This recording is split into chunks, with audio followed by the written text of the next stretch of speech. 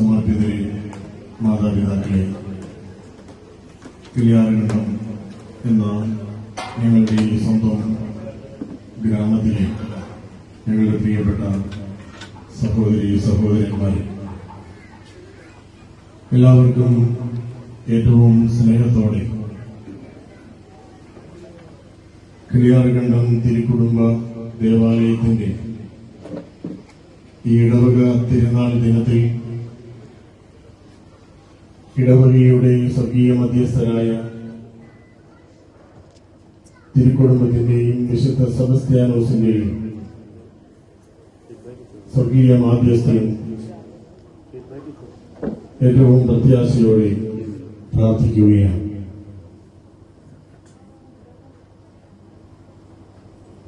കിളിയാറുകണ്ടം എന്ന ഈ ഞങ്ങളുടെ ഗ്രാമത്തിന്റെ ഹൃദയത്തിൽ വന്നു നിന്നുകൊണ്ട് എന്റെ ഇരട്ട സഹോദരനോടൊപ്പം ഈ തിരുനാളിൽ പങ്കെടുത്ത് തിരുനാൾ സന്ദേശം നൽകുവാനുള്ള അപൂർവമായ ഒരു അവസരം പ്രിയപ്പെട്ട വികാരിയച്ഛൻ നൽകിയതിന് വികാരിയച്ഛന് ഹൃദയപൂർവ്വം നന്ദി പറയുകയാണ്. കാരണം ഇത് നമ്മുടെ പള്ളിയുടെ അങ്ങേയറ്റത്തു നിന്നൊക്കെ അപ്പുറത്തെ സൈഡിൽ നിന്നൊക്കെ വന്നിരിക്കുന്നവർക്ക് അറിയില്ല, പക്ഷെ ഇപ്പുറത്തെ സൈഡിൽ നിന്ന് വന്നിരിക്കുന്നവർക്കൊക്കെ അറിയാം. ഇത് വ്യക്തിപരമായി പറഞ്ഞാൽ ഞങ്ങൾ വളർന്ന മണ്ണാണ്, ഞങ്ങൾ നടന്നു വളർന്ന നാടാണ്. ഞങ്ങളുടെ LP സ്കൂളാണ് ഈ തൊട്ടപ്പുറത്തുള്ള ക്ഷേത്രമുറ്റത്തുള്ള ഗവൺമെന്റ് LP സ്കൂൾ കിളിയാറുകണ്ടം. ഞങ്ങൾ അവിടെയാണ് 1ാം ക്ലാസ് മുതൽ പഠിച്ചത്. 1ാം ക്ലാസ് മുതൽ ഞങ്ങളോടൊപ്പം പഠിച്ച ഞങ്ങളുടെ പ്രിയപ്പെട്ട കൂട്ടുകാരെ ഇവിടെ വന്നപ്പോൾ ഞാൻ കണ്ടു. എന്റെ ഈ വചന സന്ദേശം തുടങ്ങുന്നതിന് മുമ്പ് എനിക്കൊരു പ്രാർത്ഥനാ നിയോഗമുണ്ട്. അത് മറ്റൊന്നുമല്ല, ഞങ്ങളുടെ പ്രിയപ്പെട്ട സഹപാഠിയായ പ്രിയപ്പെട്ട വേണുവിന് വേണ്ടി പ്രാർത്ഥിക്കണമേ എന്നൊരു യാചനയാണ്. ഞങ്ങളുടെ കൂട്ടുകാരൻ രോഗഗ്രസ്തനായി സൗഖ്യത്തിലേക്ക് അടുത്തുകൊണ്ടിരിക്കുകയാണ്. ഞങ്ങൾ ഒരുമിച്ച് പഠിച്ചവരാണ്. സാവിത്രി ചേച്ചിയുടെ മോനാണ്. ഇവിടെ വന്നപ്പോൾ ഞാനും റോബിയച്ചനും കൂടി വീട്ടിൽ പോകാനിരുന്നതാണ്. പക്ഷേ വേണുവിനെ ഇവിടെ വെച്ച് കാണാനിടയായി. അദ്ദേഹത്തിന് വേണ്ടിയുള്ള പ്രാർത്ഥന എന്റെ ഈ തിരുനാൾ സന്ദേശത്തിന്റെ പ്രാർത്ഥനാ നിയോഗത്തോട് ചേർത്ത് വയ്ക്കുകയാണ്. ഒപ്പം ഞങ്ങൾ തിരുപ്പട്ടം സ്വീകരിച്ച് പള്ളിമുറ്റത്തു നിന്നിറങ്ങി വീട്ടിലേക്ക് വന്ന് കാലുകുത്തുന്നതിന് മുമ്പ് ഈ കപ്പേളയുടെ നേരെ മുമ്പിൽ 2 കത്തോലിക്ക പുരോഹിതരുടെ തിരുപ്പട്ടത്തിന് സ്വീകരണം നൽകിയത് കിളിയാറുകണ്ടം SNDP ശാഖ യൂണിയനാണ്. പ്രിയപ്പെട്ട പ്രഭാകരൻ ചേട്ടന്റെ നേതൃത്വത്തിൽ 27 വർഷങ്ങൾക്ക് മുൻപ് ഞങ്ങൾ പട്ടം സ്വീകരിച്ച കത്തോലിക്ക പുരോഹിതരായതിന്റെ ആഹ്ലാദം ഈ നാട്ടിലെ ഞങ്ങളുടെ കൂട്ടുകാരും നാട്ടുകാരുമായ ഹൈന്ദവ സഹോദരങ്ങളുടെ നേതൃത്വത്തിൽ ഇവിടെ വെച്ച് ആഘോഷിച്ചപ്പോൾ അതിൽ P.T. തോമസ് MLA സാർ ഉണ്ടായിരുന്നു. അദ്ദേഹത്തിന്റെ കൂടി സഹകരണത്തോടെയാണ് അത് ചെയ്തത്. ഞങ്ങളുടെ ബേബിച്ചാച്ചന്റെയും അദ്ദേഹത്തിന്റെ ഏറ്റവും പ്രിയ കൂട്ടുകാരനായ പ്രഭാകരൻ ചേട്ടന്റെയും ഒക്കെ നേതൃത്വത്തിൽ ഇവിടെ ചെയ്തപ്പോൾ ഞങ്ങളുടെ കാരണന്മാരോടൊപ്പം നിന്ന് ഞങ്ങളെ വളർത്തിയ പപ്പു ചേച്ചി ഞങ്ങൾ വിളിക്കുന്ന പ്രിയപ്പെട്ട ചേച്ചിയും ആശാനും ആശാത്തിയും ഒക്കെ അന്ന് ഇവിടെ ഉണ്ടായിരുന്നു. അതിൽ പലരും ഇന്ന് ഈ നാട്ടിലില്ല, പലരും സ്വർഗത്തിലേക്ക് യാത്രയായി. ഞങ്ങൾ 1ാം ക്ലാസ് തൊട്ട് ഇവിടെ പഠിക്കുമ്പോൾ ഈ കവലയിൽ ഞങ്ങളുടെ മണിയാശാന്റെ ചായക്കടയുണ്ടായിരുന്നു. നല്ല പലഹാരങ്ങളുടെയൊക്കെ ഗന്ധം മാത്രമല്ല, മണിയാശാൻ നല്ല തബലിസ്റ്റായിരുന്നു. അപ്പൊ മണിയാശാന്റെ തബല കേട്ടാണ് ഞങ്ങൾ ഇങ്ങനെ പള്ളിക്കൂടത്തിൽ പോയിക്കൊണ്ടിരുന്നത്. അപ്പൊ പിന്നീട് ഞാൻ ആലോചിക്കാറുണ്ട്,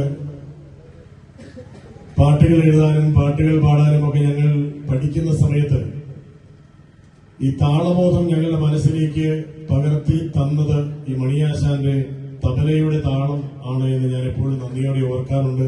മണിയാശാനെ കാണുമ്പോഴൊക്കെ ഞാനിത് പറയാറുമുണ്ട്. തിരുനാൾ സന്ദേശത്തിന്റെ ഭാഗമായി ഞാനിങ്ങനെ എന്റെ വ്യക്തിപരമായ അനുഭവം ഇവിടെ പങ്കുവയ്ക്കാൻ കാരണം, ഈ നാട് നല്ല ദൈവവിശ്വാസികളുടെ നാടാണ് എന്ന് പറയാൻ വേണ്ടിയാണ്.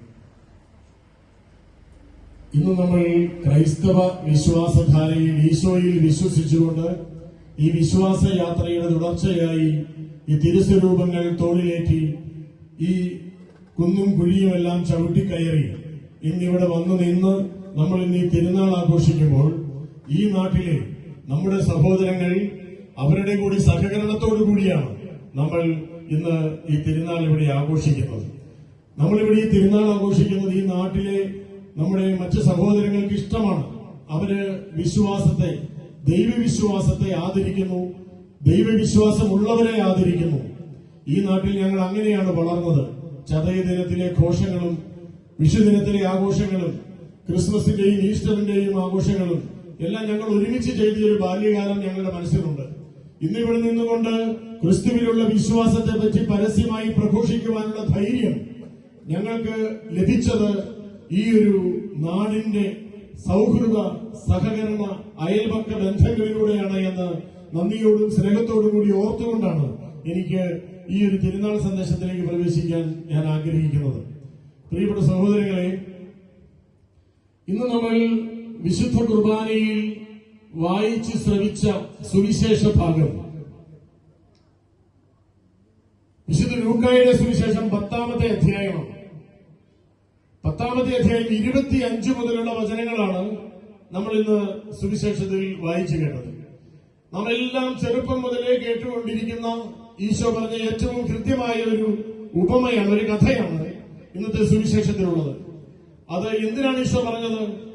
അതൊരു നിയമജ്ഞൻ ഈശോയോട് ചോദിക്കുകയാണ്, ആരാണ് എന്റെ അയൽക്കാരൻ? എന്റെ അയൽക്കാരൻ ആരാണ്?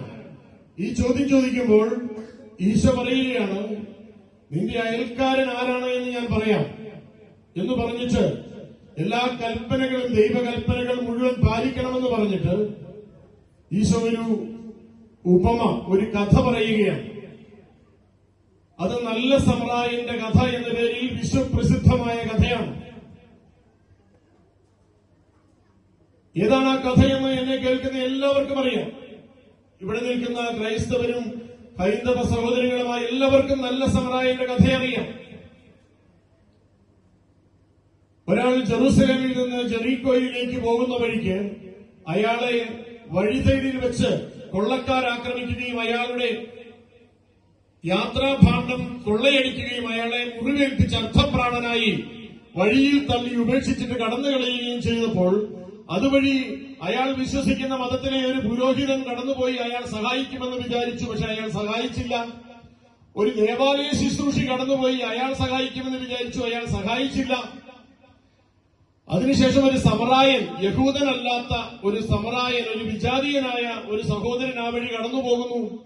അയാളിങ്ങനെ വഴിസേവയിൽ മുറിവേറ്റ് സഹായത്തിനായി നിലവിളിക്കുന്ന ഒരു മനുഷ്യനെ കണ്ട് അയാൾ യഹൂദനാണോ സമറായനാണോ എന്ന് നോക്കാതെ മനുഷ്യത്വത്തിന്റെ തേനും തൈലവും പുരട്ടി അയാളെ സുഖപ്പെടുത്തുവാൻ മുറിവ് വെച്ച് കെട്ടി തന്റെ യാത്രാവാഹനമായ കഴുതപ്പുറത്ത് കയറ്റി സത്രത്തിലേക്ക് എത്തിച്ച് അവിടെ തന്റെ പോക്കറ്റിൽ കിടന്ന 2 തുട്ട് നാണയവും കൂടി എടുത്ത് തുടർന്നുള്ള ചികിത്സാ സഹായമായി കൊടുത്തിട്ട് അവിടെ നിന്ന് യാത്രയാകുമ്പോൾ ഈശോ ഈ കഥ പറഞ്ഞു തീർത്തിട്ട് തന്നോട് ചോദിച്ച നിയമജ്ഞനോട് ചോദിക്കുകയാണ്, ഈ മുറിവേറ്റ് വീണ ഈ മനുഷ്യന് ഈ 3 പേരിൽ, കടന്നുപോയ 3 പേരിൽ ആരാണ് അയൽക്കാരനായി തീർന്നത്?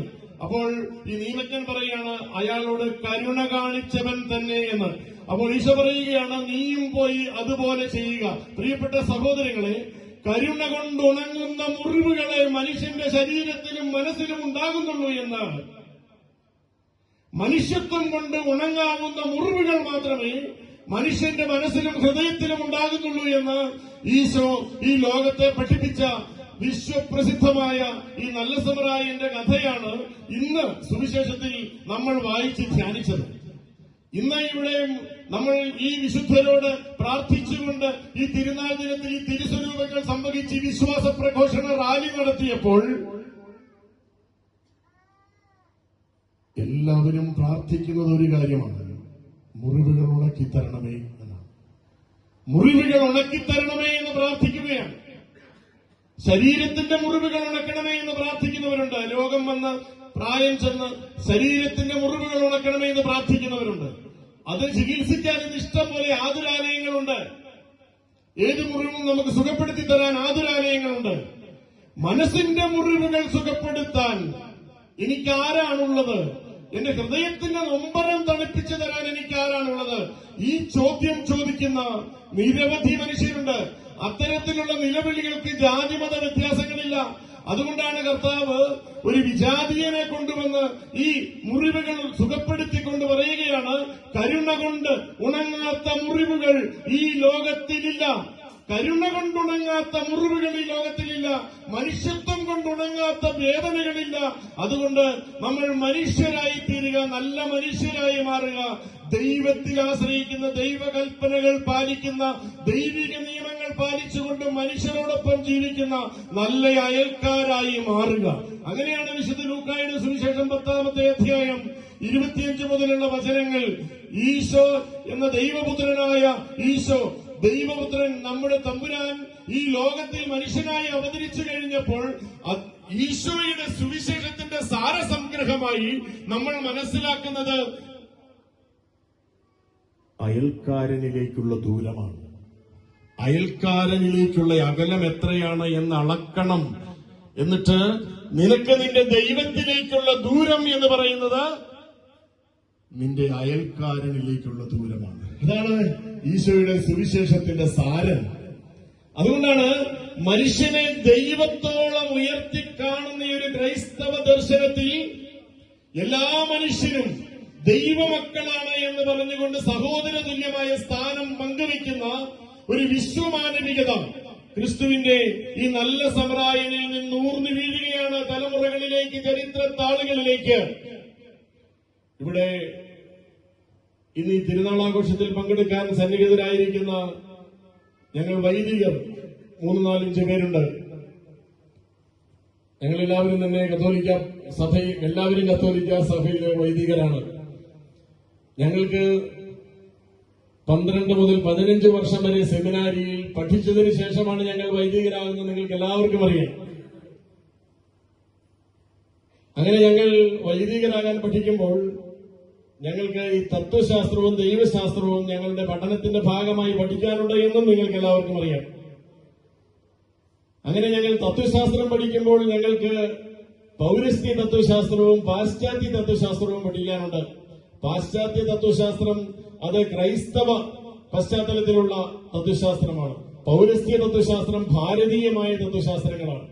അതിലേറ്റവും കൂടുതൽ ഞങ്ങൾക്ക് പഠിക്കാനുള്ളത് വേദങ്ങളാണ്.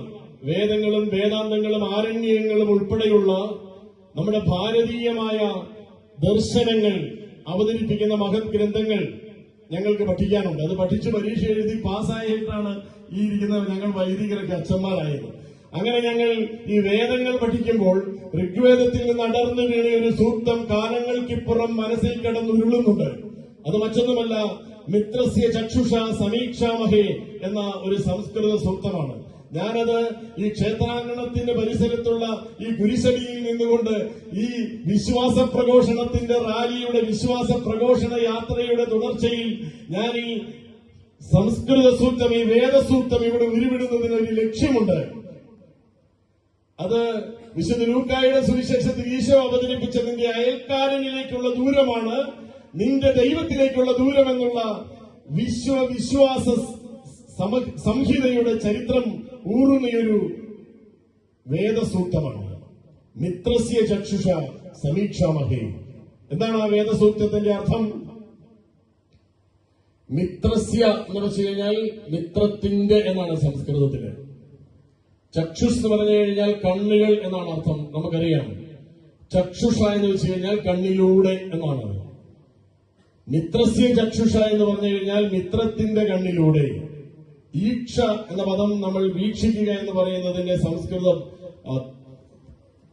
പദമാണ്. അപ്പോൾ ഈക്ഷിക്കുക എന്ന് വെച്ചാൽ വീക്ഷിക്കുക. ഈ സമീക്ഷാമഹേ, അഹേ സമീക്ഷ എന്ന് വെച്ചാൽ മിത്രമേ, നിന്റെ കണ്ണിലൂടെ നമുക്ക് പരസ്പരം കാണാം. അഹേ സമീക്ഷ, അഹേ സമീക്ഷ, നിന്റെ കണ്ണിലൂടെ നമുക്ക് പരസ്പരം കാണാം. ഇവിടെ ഈ റോഡിന്റെ മറുവശത്ത് നിൽക്കുന്ന സഹോദരങ്ങൾക്ക് എന്റെ കണ്ണിലേക്ക് നോക്കിയാൽ എന്റെ കണ്ണൊന്നും കാണാൻ പറ്റില്ല, നിങ്ങൾക്കറിയാം. എനിക്കും കാണാൻ പറ്റില്ല. ഇവിടെ എന്റെ കൂട്ടുകാരുണ്ട്, അച്ഛന്മാരോട് വന്നിപ്പുണ്ട്. അദ്ദേഹത്തിന് എന്റെ കണ്ണിലേക്ക് നോക്കിയാൽ എന്റെ കണ്ണ് കാണാവോ? അച്ഛൻ എന്റെ കണ്ണ് കാണാവോ? കണ്ണ് കാണാം. പക്ഷേ എനിക്ക് അച്ഛന്റെ കണ്ണേ കാണാൻ കഴിയുന്നുള്ളൂ. അടുത്തു വന്നാൽ നമുക്ക് എന്ത് കാണാം? കൺമണി കാണാം. കുറച്ചുകൂടി നമ്മൾ പരസ്പരം അടുത്തു നിന്നാൽ നമുക്ക് എന്ത് ചെയ്യാം? എന്ത് കാണാൻ കഴിയും? എന്റെ മുന്നിൽ നിൽക്കുന്നയാളുടെ കൺമണിക്കുള്ളിൽ എന്നെ കാണാൻ കഴിയും.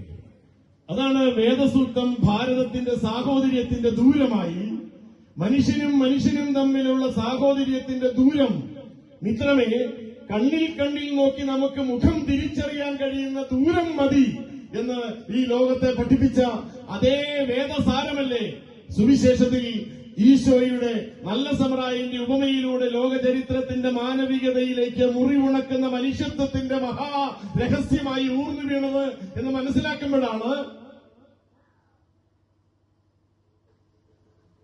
കാരുണ്യത്തിന് ഉണക്കാനാവാത്ത മുറിവുകളില്ലാത്ത ഒരു സമൂഹത്തിലാണ് നമ്മൾ ജീവിക്കുന്നത് എന്ന് നമ്മൾ മനസ്സിലാക്കുന്നത്. പ്രിയപ്പെട്ട സഹോദരങ്ങളെ, നമ്മൾ തിരുക്കുടുംബത്തിന്റെ സ്വർഗീയ മാധ്യസ്ഥ്യം യാചിച്ചുകൊണ്ടാണ് നമ്മൾ ഈ തിരുനാൾ ആഘോഷിക്കുന്നത്. തിരുക്കുടുംബത്തിന്റെ സ്വർഗീയ മാധ്യസ്ഥ്യമാണ് യാചിക്കുന്നത്. കത്തോലിക്ക ക്രൈസ്തവ വിശ്വാസ പാരമ്പര്യമനുസരിച്ച് ഈശോയുടെ കുടുംബം, ഈശോയുടെ മാതാപിതാക്കളോടുള്ള ഈശോയുടെ കുടുംബ ജീവിതം എല്ലാ മനുഷ്യന്റെയും മാതൃകാ കുടുംബ ജീവിതമായി സഭ അവതരിപ്പിക്കുകയാണ്. അതുകൊണ്ടാണ് തിരുക്കുടുംബത്തിന്റെ സ്വർഗീയ മാധ്യസ്ഥ്യം, ഹോളി ഫാമിലി, തിരുക്കുടുംബത്തിന്റെ സ്വർഗീയ മാധ്യസ്ഥ്യം എല്ലാ മനുഷ്യരുടെയും കുടുംബ ജീവിതത്തിന് മാതൃകയായി അവതരിപ്പിക്കപ്പെടുന്നത്. നമുക്കറിയാം, ഈ തിരുക്കുടുംബത്തിൽ 3 പേരാണുള്ളത്.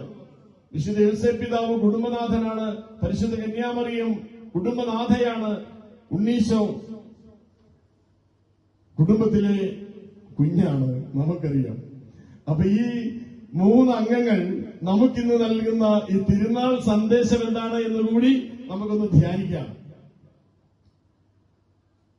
ഈ കുടുംബം ആരംഭിക്കുന്നതിന് മുമ്പ് പ്ലാൻ ചെയ്തുകൊണ്ടിരുന്ന സമയത്ത് ജോസഫ് എന്ന് പേര് വിളിച്ച ആ ചെറുപ്പക്കാരൻ, ആ മരപ്പണിക്കാരന് ഒരു വലിയ സ്ട്രഗിളിലൂടെ കടന്നു പോവുകയാണ്, ഒരു വലിയ വെല്ലുവിളിയിലൂടെ കടന്നു പോവുകയാണ്. ഒരിക്കലും പൊതുസമൂഹത്തിന് മുമ്പിൽ വെച്ച് സ്വീകരിക്കാൻ പറ്റാത്ത ഒരു അവസ്ഥയിലേക്ക് താൻ വിവാഹം ചെയ്യാൻ ആഗ്രഹിച്ച യുവതി ചെന്നു വീണിരിക്കുന്നു എന്ന തിരിച്ചറിവ് ജോസഫിന് മുന്നോട്ട് പോകാൻ, ഈ ആലോചന മുന്നോട്ട് കൊണ്ടുപോകാൻ പറ്റാത്ത ഒരു അന്തരീക്ഷം ഒരുക്കുന്നുണ്ട്. അപ്പോൾ ഈ ജോസഫ് ചിന്തിക്കുന്ന ഒരു കാര്യമുണ്ട്, യോസേപ്പ് പിതാവ് ചിന്തിക്കുന്ന ഒരു കാര്യമുണ്ട്.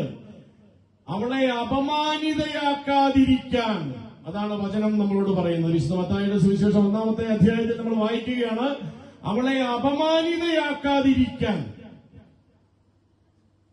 രഹസ്യത്തിൽ ഉപേക്ഷിച്ചേക്കാം എന്ന് വിചാരിക്കുകയാണ്, നാടറിയാതെ. അപ്പോഴാണ് ദൈവദൂതൻ സ്വപ്നത്തിൽ പ്രത്യക്ഷപ്പെട്ട് ജോസഫിനോട് പറയുകയാണ്, നിന്റെ ഈ ആശങ്ക മാറ്റിവെച്ചേക്കുക, മറിയം ദൈവം തെരഞ്ഞെടുത്ത മനുഷ്യപുത്രിയാണ്.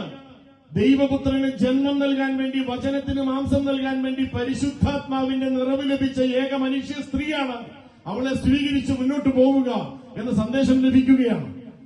ആ സന്ദേശം സ്വീകരിച്ച് മുന്നോട്ട് പോയതുകൊണ്ടാണ് ഇന്ന് ഈ ജോസഫ് എന്ന യൂദയായിലെ ഈ മരപ്പണിക്കാരൻ ബേത്ലഹേമിൽ ഈ തിരുക്കുടുംബം സ്ഥാപിച്ച് അവിടെ നിന്ന് 650 കിലോമീറ്റർ അപ്പുറത്തേക്ക് പിറന്നു വീണ കുഞ്ഞിനെയും പിറവിയുടെ ക്ലേശം അനുഭവിക്കുന്ന ഭാര്യയെയും കൊണ്ട് നസ്രത്തിലേക്ക്, അവിടുന്ന് വീണ്ടും ജെറൂസലേമിലേക്ക് ഏകദേശം 1300 കിലോമീറ്റർ നടന്നു നീങ്ങിയ ഒരു കുടുംബനാഥൻ ഈ കുടുംബത്തെ സംരക്ഷിക്കാൻ, കുഞ്ഞിന്റെ പ്രാണൻ സംരക്ഷിക്കാൻ,